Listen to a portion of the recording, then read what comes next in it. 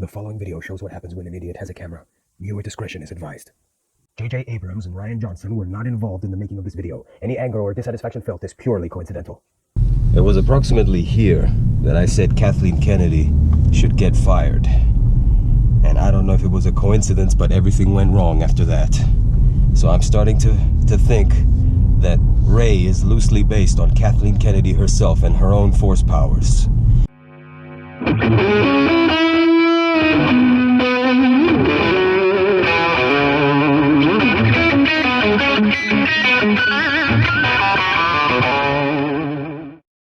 In any case, I'm back, and this time I think she's too busy, probably, like everybody else, recovering from New Year's celebrations. So I'm gonna say whatever I want to say.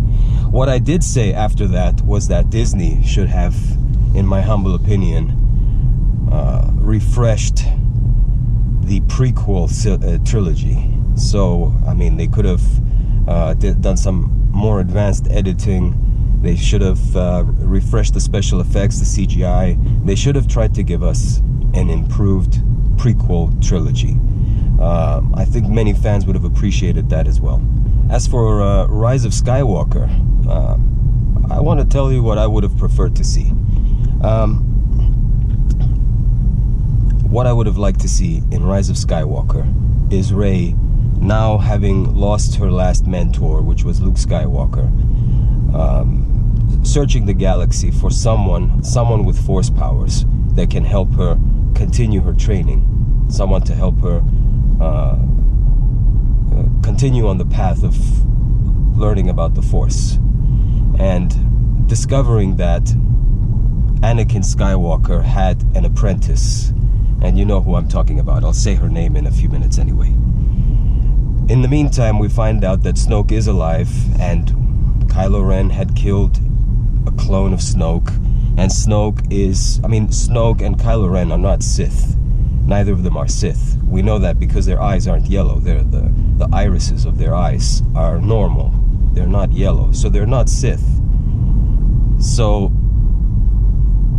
perhaps you could argue that there's something in between the light side and the dark side of the Force. You know, they use both, and that makes them more powerful. That makes them more threatening, more dangerous. Anyway, we find out Snoke is alive, and he's cloning. He's not only cloning himself and trying to improve himself, but he's also cloning the Emperor. You know, he's found some genetic material of the Emperor, and he's trying to make clones of the Emperor. And perhaps it would have been a bigger reveal that Rey is one of his failed experiments, one of his escaped experiments, that he managed to clone a female version of the Emperor, and she escaped. And he has lots more clones of Rey, and lots more, clones of even Anakin Skywalker, let's say, like bastardized, versions of Anakin Skywalker, half man, half machine kind of thing, because the experiments, the cloning process is so difficult. He never gets it 100% right. So I would have liked to see Rey discover this plot by Snoke to try and extract some dark side of the Force energy from a resurrected Palpatine to sort of give himself some kind of unholy power that is beyond both the dark side and the light side, and that Rey is running out of time to stop him, and that she finally finds the mentor she was looking for, and it's Ahsoka Tano. And Ahsoka is like, well, I'm not a Jedi, I don't really care about the dark side, I don't really care about the light side. The Force is the Force, it is what it is. A little bit like Luke Skywalker, maybe. And Kylo Ren in the previous film. And though Rey convinces her, no, we have to stop him, and in the process they turn Kylo Ren to Ben Solo, and so the three of them go to stop Snoke, and the Knights of Ren can feature, and they initially try to stop Ben Solo, but he will say to them, you're my knights, join me, and then they actually fight on his side, and the group goes to take on Snoke. But Snoke has an army of Reys, and an army of half Rey, half robot kind of things, and that makes the vision that she had in The Last Jedi sort of make more sense.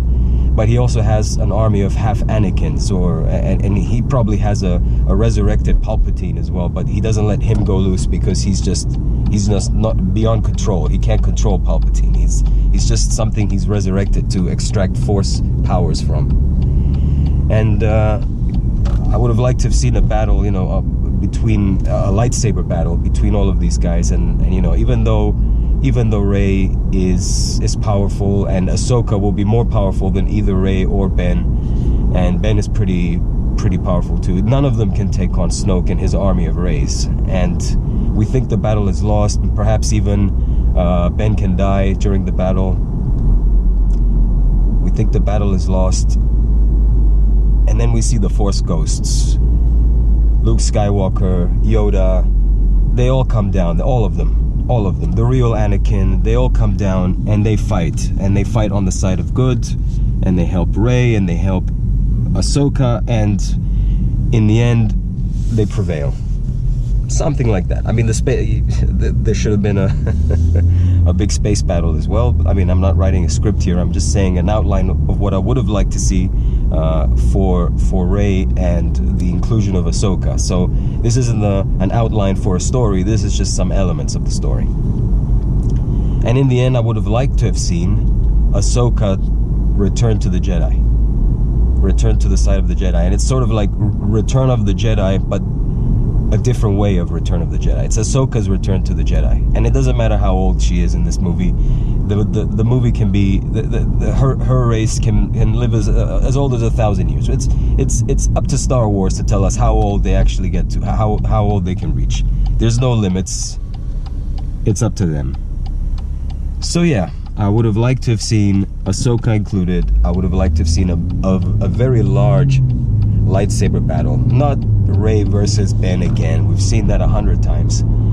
And I would have liked to have seen Snoke come back in an unexpected way. Perhaps what I said was very cliche, very done already, but I'm just giving my opinion. It would have been better than losing Snoke in the second film, and then that's the end of Snoke. And yeah, 100% Ahsoka should have been included in these movies.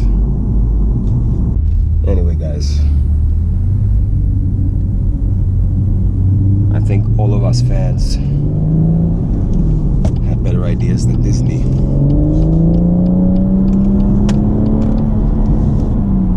What should have been included in the sequel trilogy, and especially in Rise of Skywalker, which was their last chance to redeem the trilogy. But yeah, I'll definitely be watching videos on YouTube to hear other people's ideas, because in a way,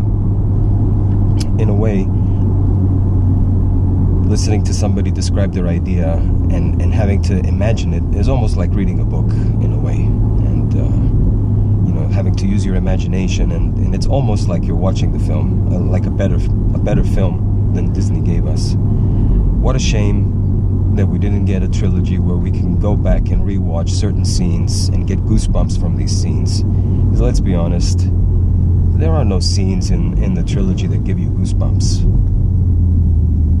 None at all. No idiots were harmed during the making of this video.